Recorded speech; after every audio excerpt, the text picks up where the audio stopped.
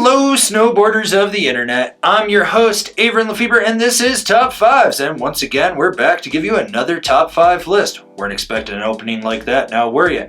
Anyways, today's list, the top 5 workhorse bindings for 2022-2023. That's right, the bindings that can kind of do a little bit of everything, and they fit in that middle of the road category where they could be a little freestyle, they could be a little free ride, but they're not gonna hold you back. Number 5, the Burton Cartel, old reliable. You know what you're gonna get. Cartel's been in their line so goddamn long, I can't even remember when it first joined in there. Unibody construction, solid straps, solid ratchets, you know what you're gonna get. Meat and potatoes type scenario.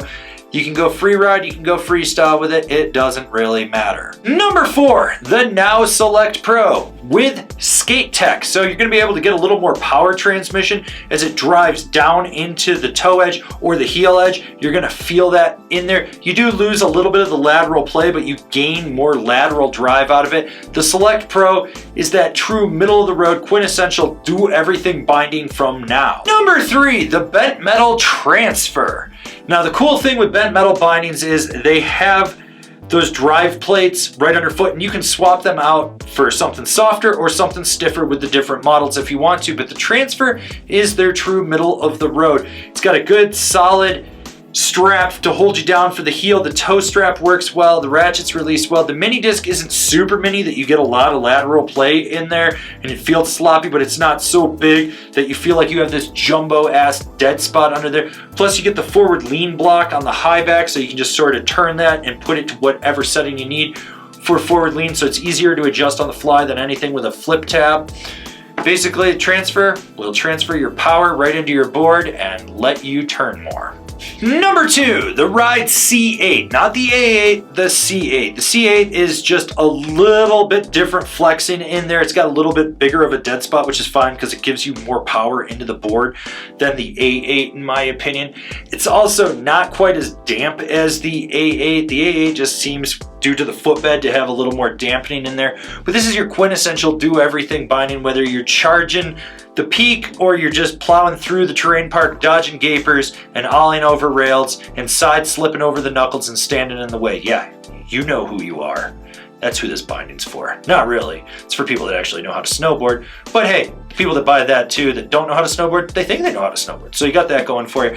I do like the fact that when Ride overhauled their binding line, they weren't afraid to make a composite binding. I do like a composite base more than an aluminum one. Just feels different on the board. It works better for my type of riding. That's why I put it up here as number 2.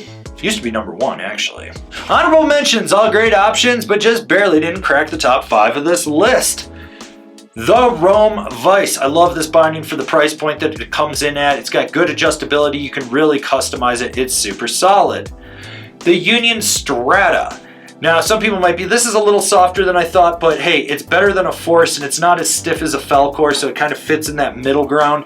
And that's why I like it. It's just a binding you can give to anyone and they're going to be able to ride. That might not be their favorite thing, but it's not going to completely suck either. And it does have a cool thing with that pad on the bottom with giving you a little more lateral play, so it can be kind of surfy as well.